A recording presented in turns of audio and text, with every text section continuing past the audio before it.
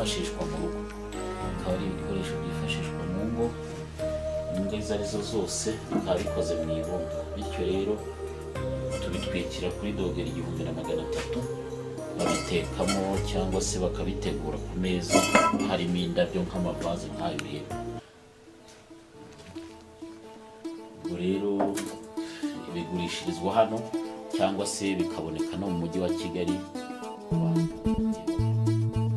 Ibi nabyo ni ibikombe banyweramo ibyayi, akaba ari amaboro na dusahane banyweraho isupu.